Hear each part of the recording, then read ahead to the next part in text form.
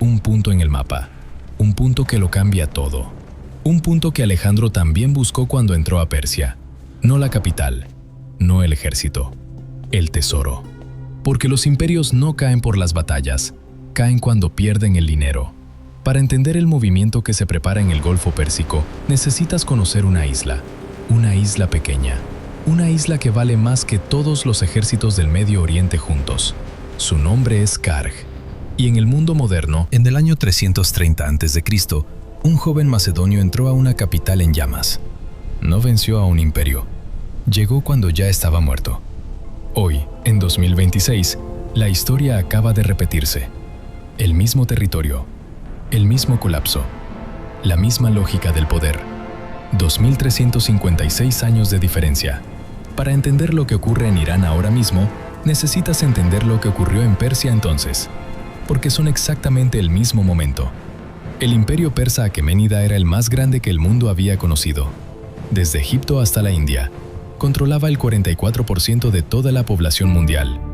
En el centro de todo ese poder había un secreto que los persas ocultaban al mundo: el tesoro real de Persépolis, el banco central del mundo antiguo. 180.000 talentos de plata, una cifra que los historiadores modernos calculan en 180.000 millones de dólares actuales, acumulados durante generaciones de conquista. Pero el dinero acumulado no es poder eterno, es un blanco. Y cuando el interior de un imperio comienza a pudrirse, ese tesoro se convierte en la razón por la que los enemigos entran. Para el año 340 a.C., el imperio persa ya sangraba por dentro. Las satrapías se rebelaban. Los gobernadores dejaban de enviar tributo a Susa. La autoridad central se evaporaba. El rey Darío III intentó estabilizar el sistema emitiendo más monedas. La moneda persa comenzó a perder valor. El mismo error que repiten todos los imperios que caen. La clase alta persa comenzó a sacar su riqueza del país. Los mercaderes dejaron de confiar en el sistema. La confianza en el poder central se derrumbó silenciosamente antes de que llegara el primer soldado macedonio. Y fue exactamente en ese momento, cuando el coloso ya estaba hueco por dentro, cuando Alejandro Magno cruzó el Helesponto con 35.000 soldados. Alejandro no era un conquistador que derrumbó un imperio fuerte. Era un cobrador que llegó cuando la deuda era impagable. Esa diferencia lo explica todo. En la batalla de Isos, en el año 333, Darío III huyó del campo de batalla. Abandonó a su familia, a sus generales y al corazón del ejército persa. Un rey que huye ya perdió antes del primer golpe. Alejandro marchó hacia el sur. Tomó Tiro. Tomó Egipto. Los pueblos lo recibían como un liberador, no como invasor. Porque cualquier cambio era mejor que el rey que los ignoraba. En Gaugamela, en el año 331, la batalla decisiva. Darío había reunido 250.000 hombres. Alejandro tenía 47.000. Y aún así Darío volvió a huir. Después de Gaugamela, Persia no tuvo más rey. Tuvo un fugitivo. Las satrapías abrieron sus puertas una a una. Persépolis cayó sin resistencia significativa. Alejandro entró a Persépolis en enero del año 330. Lo que encontró dentro de ese tesoro cambió la economía del mundo mediterráneo para siempre. 180.000 talentos de plata, 4.000 toneladas de oro, 20.000 mulas y 5.000 camellos para transportar el saqueo más grande de la historia antigua. Y luego, la noche más simbólica de toda la conquista. Alejandro ordenó quemar el palacio de Persépolis, el corazón del poder persa, reducido a cenizas. El mensaje era para la historia. Ahora detente, porque lo que acabas de escuchar no es historia antigua, es el titular de hoy con otros nombres. Fíjate bien. El 28 de febrero de 2026, Estados Unidos e Israel lanzaron ataques coordinados contra Irán. Fue diseñado como un golpe decapitador: matar al liderazgo, colapsar el régimen desde arriba. El líder supremo Ali Jamenei fue eliminado en las primeras horas. Con él cayeron el comandante del ejército, el jefe de los guardianes de la revolución. Toda la cadena de mando en pocas horas. Exactamente como Alejandro eliminó la cadena de mando persa antes de que pudiera reorganizarse. El objetivo no era una batalla, era una decapitación. El mismo manual, el mismo resultado. Pero hay algo que los titulares no dicen. Estados Unidos no atacó a un Irán fuerte. atacó a un Irán que ya estaba destruido por dentro. Igual que Alejandro, el rial iraní había perdido el 93% de su valor. No desde la guerra, antes de ella. Una moneda destruida antes de que cayera el primer misil. Las sanciones habían desconectado a Irán del sistema financiero global. Las reservas agotadas. La inflación por encima del 40% durante años. El edificio ya no tenía cimientos. La clase media iraní emigró en masa. Ingenieros, médicos, jóvenes profesionales. El mismo fenómeno que ocurrió en Persia cuando la élite se retiró antes de la llegada de Alejandro. En diciembre de 2025, estallaron protestas masivas en todo Irán. La economía en colapso. El desempleo juvenil superando el 40%. El pueblo en las calles antes de que comenzaran los misiles. Un régimen que mata a su propio pueblo para sobrevivir ya perdió la legitimidad. Ya no es un gobierno, es una ocupación. Y las ocupaciones tarde o temprano terminan. Y fue en ese momento exacto, igual que en el año 334, cuando llegó el golpe externo. No para destruir un imperio fuerte, para sepultar uno que ya agonizaba.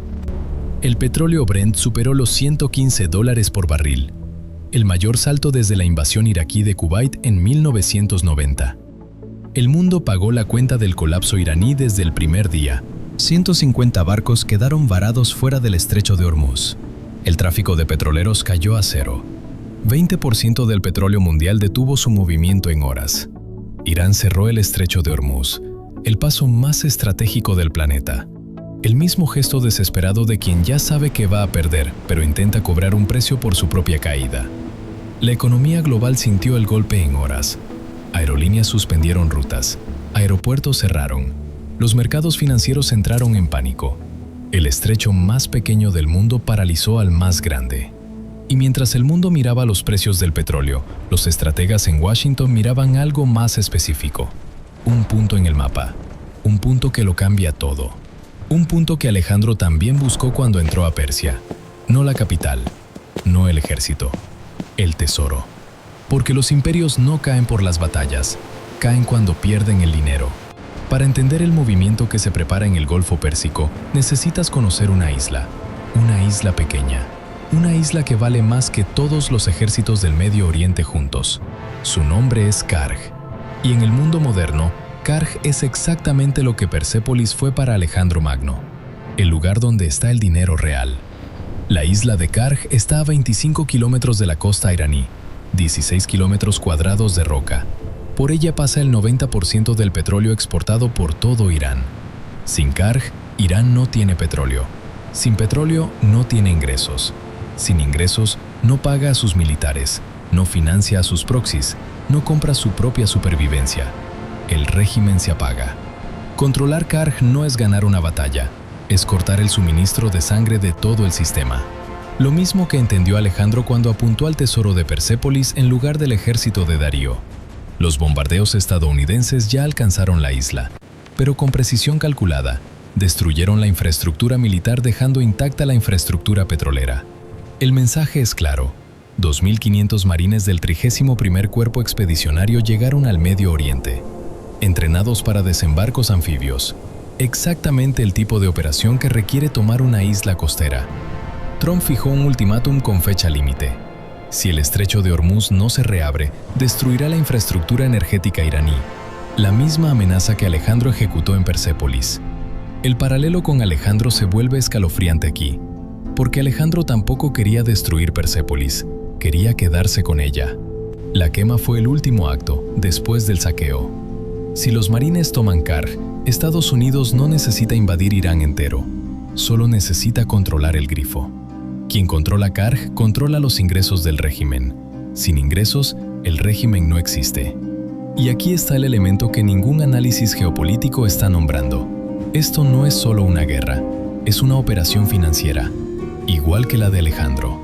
Alejandro no invadió Persia para liberar a nadie, invadió para financiar su propio imperio en expansión. El tesoro de Persépolis pagó las campañas hasta la India. Estados Unidos no está en el Golfo Pérsico solo por la democracia. 20% del petróleo mundial está bloqueado. La economía global no puede sostener ese bloqueo más de semanas. El estrecho de Hormuz es el Helesponto moderno. El paso que quien lo controla, controla el mundo. Alejandro lo cruzó para entrar. Los Estados Unidos lo quieren abierto. Misma geografía, misma lógica. La historia no se repite exactamente, pero tiene una precisión perturbadora cuando se trata de dinero, petróleo y poder. Los imperios cambian de nombre, no cambian de naturaleza.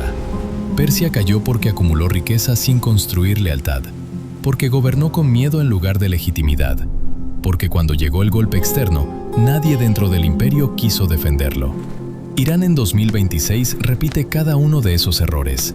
El tesoro agotado, la clase media exiliada, el pueblo en las calles antes de que cayeran los misiles. La estructura del colapso es idéntica. Y Alejandro Magno, ese joven macedonio de 32 años que quemó Persépolis, entendió algo que los grandes imperios siempre olvidan. El dinero es el verdadero campo de batalla, no las legiones, no los misiles. Quien controla el flujo del dinero, controla el destino de civilizaciones enteras. Eso lo supo Alejandro. Eso lo sabe el Pentágono. Eso lo paga el mundo hoy. Si este video te hizo ver la historia diferente, suscríbete. Porque en el precio del poder, el pasado siempre tiene algo que decirte sobre el presente. Y el presente siempre está repitiendo al pasado.